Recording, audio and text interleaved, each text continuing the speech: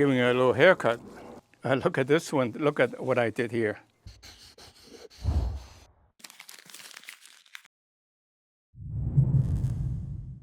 Hi, I'm miltonchang of Bonsai. I will work on the semi-cascade Cork Elm. Actually, this is Ulmus japonicum. Sometimes it's referred to as Davidiana. I started this from a cutting, and I put it in the ground maybe 20 years ago, and dug it up about 10 years ago, and I started to work on it. But you can see it grows very rapidly, and you can see the elm dots, but also the corking on the other side. I'm not sure what's on one side versus the other. It could very well be exposure to light or not exposure to light. I'm not sure. I'll figure out eventually.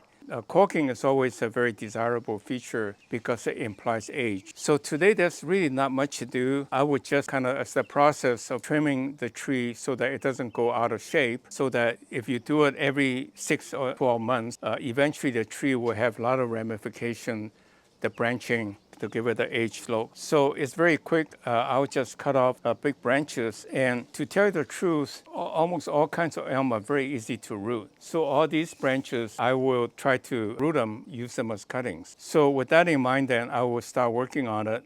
The first thing you want to decide is the apex, which is here. But the second thing is I really can't see where I'm going. So what I'm going to do is just cut off all the long branches that I will never get that low. I leave a little bit of stuff if I have any doubts, so I'll give myself the option. But in this case, I really don't think I'll use any of this. So I'm just going to cut them off and use them for cuttings. And you can see that's quite a number of trees. I like to do cork elm cuttings because cork elm is quite desirable, and you can not always find them. For some reason, I don't know why. They are good bonsai material, and it should be more available. That's the reason why I suppose I started a bonsai business, because I see an opportunity, a lot of opportunity, a voice to be filled. And business is about filling a voice or solving problems, right? So that's a rough look of the tree, and then I will fine tune it to give you a feel for what the tree ultimately will look like. So again, here's the apex. Basically, you can see the tree is coming out like this, which is good. So I'm going to just accentuate the apex.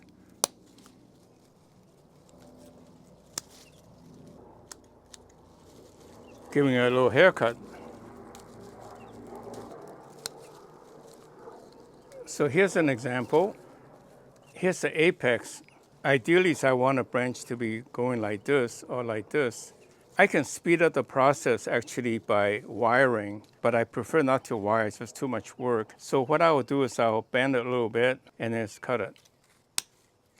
So to me, that's the lower branch going down, and this will be a redundant one. And then this will be coming out this way, let's say. You pull off all the redundant branching that came out of the trunk. Look at this one. Look at what I did here. Here. I broke this branch to bend it down and put a little piece of rock in here to keep it apart. Oh, but I actually bent it pretty hard to make this branch go back. So this branch is now coming to the front. I think it's not too bad. It's okay if you really go backwards. I peel off a lot of the redundant small branches so I can see what the main branch is doing. The little branch I'll never use anyway. I'm just cleaning off so I can see where I'm going. Peel off anything that I'm not going to use to clean it up. So again, you'll find a lot of small branch leaves coming out on the trunk near the crotch where the branches come out, and all over the branch very randomly that cover the trunk to make less obvious the beautiful trunk design. So you need to peel them off and cut off branches that are too close so that you can show off the tree itself. So I'm just cleaning off all those extra branches where thousands of them. So you need to work fairly quickly to get rid of them, because you don't have to pay a lot of attention because you never use them. You can see I'm pulling off a big pile of leaves very quickly so I can see where I'm going, and then the rest is just a clipping of getting rid of the bigger unwanted branches. I get rid of the little unwanted branches. Now you can see roughly what the tree looks like. Before you couldn't. So now I can go ahead and clip it to get to where I want it to become.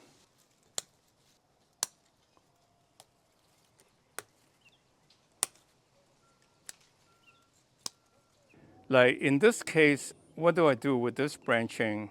You know, it doesn't hurt me to leave it for a little while. I would say I probably don't want this one to bump into this side, so I cut it here. And hopefully something will fill out this to fill this hole. It's okay.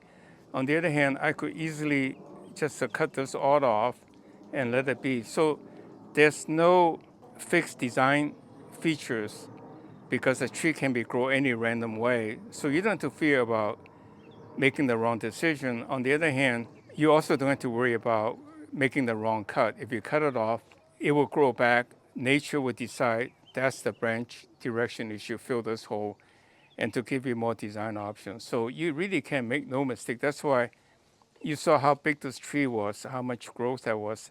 And I just very quickly clip it to a desirable design. And I promise you, in about 3 months, you wouldn't recognize it. It will be back to the same fullness, and you can do it again. And after 5 times, the tree will be full of ramification. The branches are going the way you wanted it, and it will be a spectacular tree over time. So that's how you create old bonsais. You cannot speed up the process. It really doesn't matter how old the tree is. But I think what really matters, it shows us the number of years you work on it. That's why I so much like to buy old bonsai at the auctions and so forth, because I'm buying time. You know, I ain't got time anymore. I'm an old guy. Starting with the older bonsai people have been working on, then I add to that my design. I will have a very a nice bonsai very quickly that have a lot of age on it, a lot of years in it. And so that's my kind of a strategy.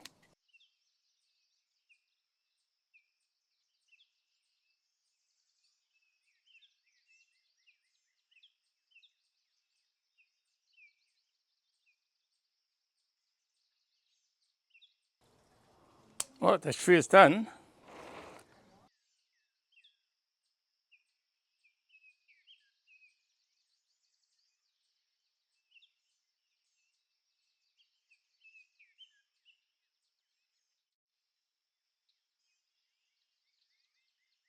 In conclusion, this is an elm tree I created from a cutting 15 years or so ago. I planted it in the ground and it grew very rapidly. It was a tall tree straight up. I cut it and took one of the branches, let it grow out, and then this one turns out to be a side branch, and then I cut it again to create this taper and then the turn at the same time. And I saw the opportunity, this branch a little bit long, and I tilted it to make it a semi-cascade. And that's a kind of a design opportunity you have.